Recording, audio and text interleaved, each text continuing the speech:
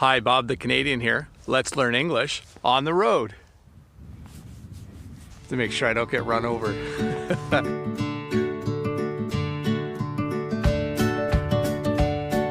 Hey, Bob the Canadian here. Welcome to this video about roads, streets, and highways. If this is your first time here, don't forget to click the subscribe button below and the small bell icon so that you can be notified when I upload videos. Give me a thumbs up if this video is helping you learn English. And don't forget to scroll down into the description to look for free bonus material to help you practice the English that we're going over in this video.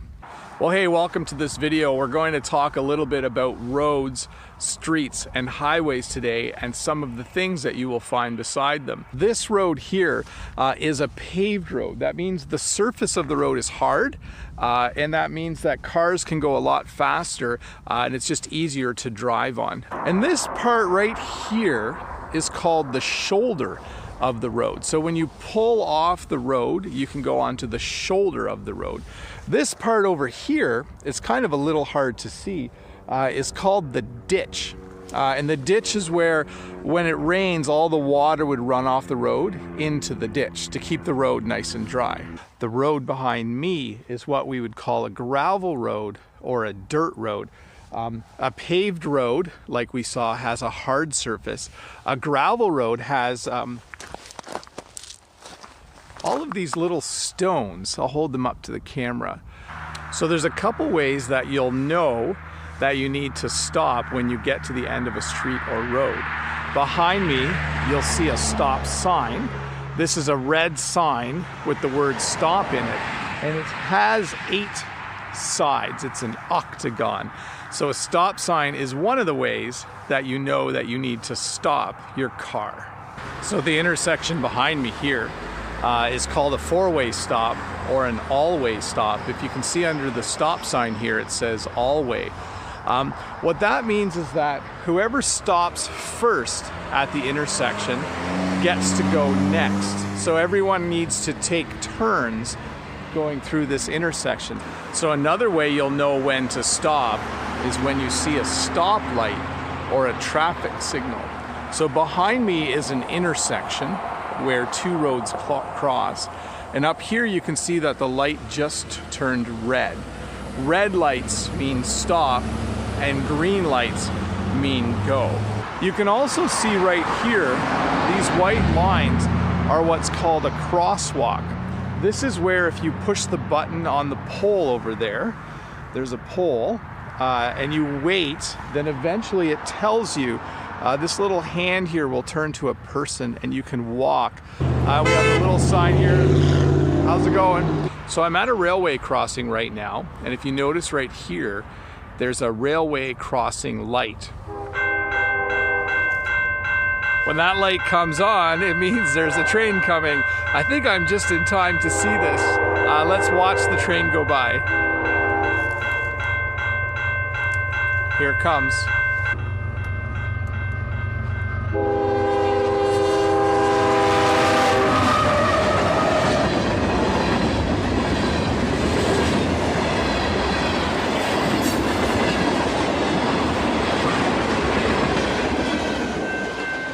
So that's why when that light's going, you should not cross the railroad track. So we looked at stop signs, which tell you that you need to stop, but sometimes you want to know how fast you can go. On the sides of the road, you will see speed limit signs, which tell you how fast you can drive your vehicle.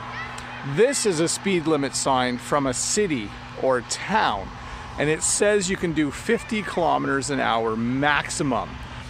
This is a speed limit sign from out in the country. It says you can do 80 kilometers an hour max, and if you go any faster, you might get a ticket. So I'm gonna let you guess what this sign means, and you can post it in the comments below. I'm not gonna give you any hints, but if you think you know, post it below.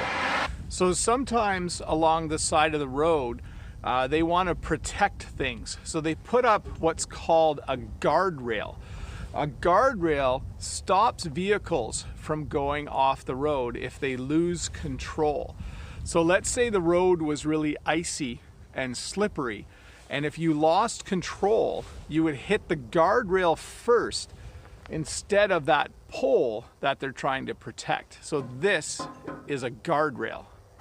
So I'm going to walk through the ditch here. If you remember, the ditch is the part on the side of the road that the water can go into. But we're going to kind of jump across the ditch here because I want to show you this pole. So in Canada, we call these hydro poles. Let me lean back for you. You can see the hydro wires. In the United States, they're called utility poles or telephone poles. And the lines at the top are usually called power lines. Hopefully I don't get my shoe wet when I go through the ditch this time. Let's see how it goes. I think I'm gonna make it. So behind me here, you'll see a street, a city street. And what makes a street a little bit different than a road is that you will usually find a sidewalk.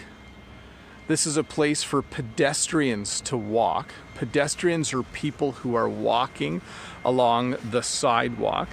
Sometimes you'll even find a bike lane. If you look down here, you'll see the shape of a bike because on this road there's a special lane just for people who are biking.